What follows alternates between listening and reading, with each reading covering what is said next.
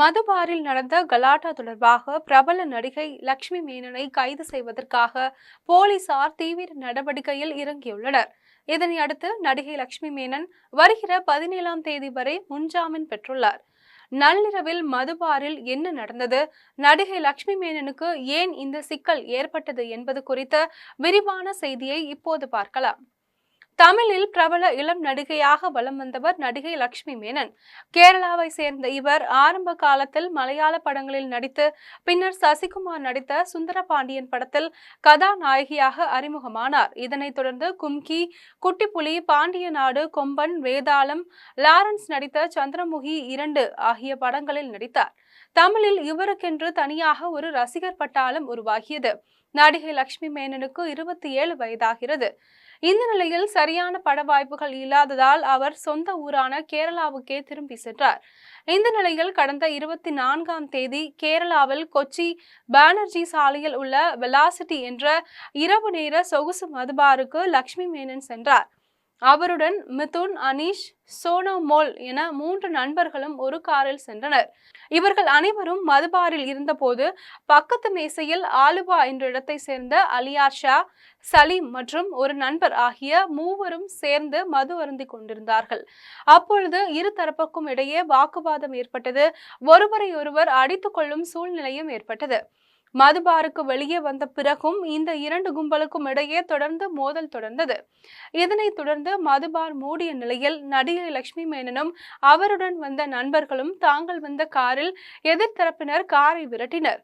இரவு 11:45 மணியளவில் எர்ணாகுளம் வடக்கு ரயில்வே மேம்பாலம் அருகே சிட்டி கார்னர் என்ற இடத்தில் வைத்து அந்த காரை மறித்த நடிகை லட்சுமி மேனனின் நண்பர்கள் அதிலிருந்து சலீமை அடித்து கீழே இறக்கி அவரை தனியாக கடத்தி சென்றனர்.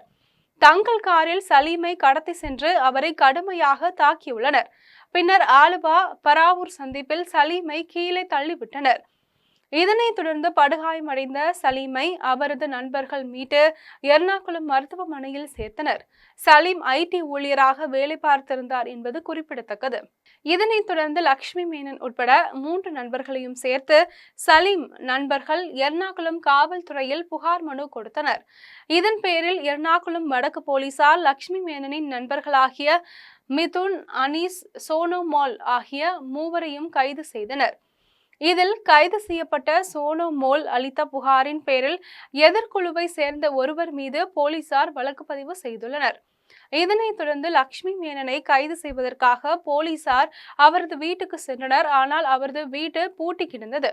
அவரது செல்போனும் தொடர்பு துண்டிக்கப்பட்டிருந்தது. நடிகை லட்சுமி மேனன் தலைமறைவான நிலையில் அவரும் நண்பர்களும் மதுபார் வாசலில் தகராறு செய்த வீடியோ காட்சிகள் வெளியாகின.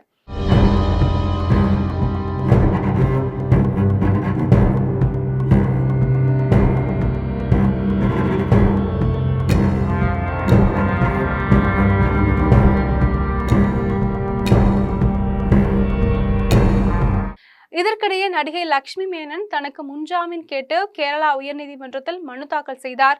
அந்த மனுவில் தன் மீது சுமத்தப்பட்ட குற்றச்சாட்டுகள் தவறானவை, உள்நோக்கம் கொண்டவை. இந்த குற்றச்சாட்டில் எனக்கு எந்த பங்கும் கிடையாது. எனது நல்ல பெயருக்கு களங்கம் ஏற்படுத்துவதற்காக புகார் அளிக்கப்பட்டுள்ளது என்று தெரிவித்திருந்தார். லட்சுமி மேனன் சார்பாக வழக்கறிஞர் ஒருவர் தாக்கல் செய்த இந்த மனு மீது நீதிபதி குரியன் தாமஸ் விசாரணை நடத்தினார். பின்னர் நடிகை லட்சுமி மேனனை செப்டம்பர் 17ஆம் தேதி வரை கைது செய்ய இடைக்கால தடை விதித்து வழக்கு விசாரணையை ஒத்திவைத்திருக்கிறார்.